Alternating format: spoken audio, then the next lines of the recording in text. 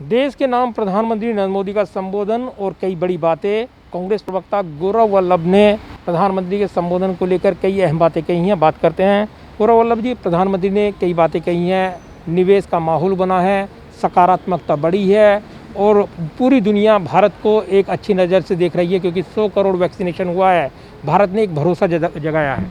मुझे ये बताइए, सिर्फ 2 देशों में 100 करोड़ वैक्सीन हो सकता, बाकी की तो आबादी नहीं है। सिर्फ 2 देश है दुनिया में जिनकी आबादी 50 करोड़ से ज़्यादा, भारत और चाइना।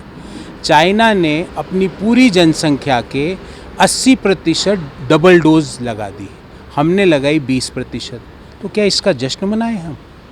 चाइना ने सितंबर पिछले महीने तक 220 करोड़ वैक्सीन लगा दी, क्या हम उसका जश्न मनाएं कि वो जो 1 महीने पहले हमसे 2.5 गुना पे था, हम उस बात का जश्न मनाएं?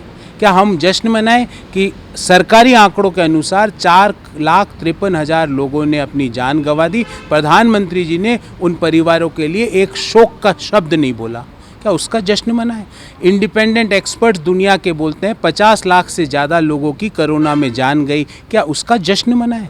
क्या उसका जश्न मनाएं कि पिछले 10 महीनों में, इन लास्ट 10 मंथ्स जब से ये वैक्सीनेशन प्रोग्राम चालू हुआ है, जब से लेकर अब तक हमारी एवरेज वैक्सीनेशन कोई 20-30-35 लाख प्रतिदिन है, उसका जश्न मनाएं?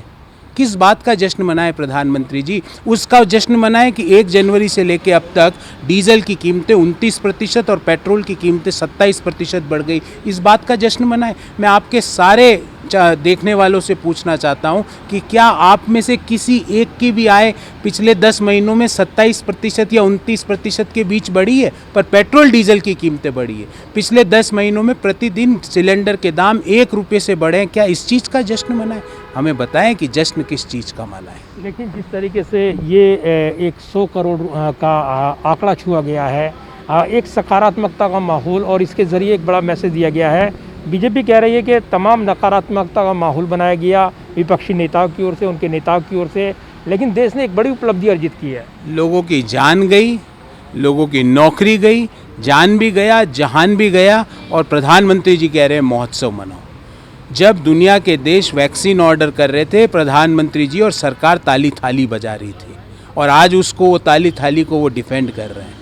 उसका किस चीज़ का जश्न मनाएं? भारत में आज बेरोजगारी 7.5% पर है, जो 2011-12 में 2% पर रहा करती थी। बेरोजगारी 8 गुना, वैक्सीनेशन की रफ्तार चीन से 4 गुना कम, और फिर भी हम जश्न मना रहे हैं। तो मुझे लगता है प्रधानमंत्री जी, ये जश्न का नहीं, आप और आपकी पूरी सरकार सामूहिक रूप से एक प्रेस कॉन्फ्रेंस करिए। उन 50 लाख परिवारों जिन्होंने अपने नियर एंड डियर वंस को, रिश्तेदारों को खोया, उनसे हाथ जोड़कर माफ़ी मांगिए।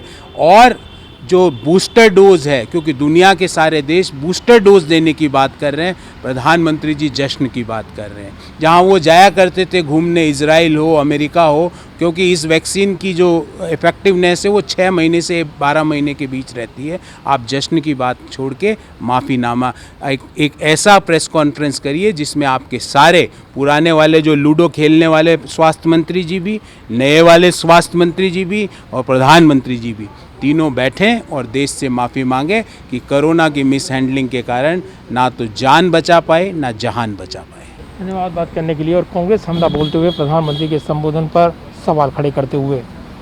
कैमरामैन सुरवीर सिंह के साथ प्रदीप कुमार, टोटल न्यूज़ दिल्ली।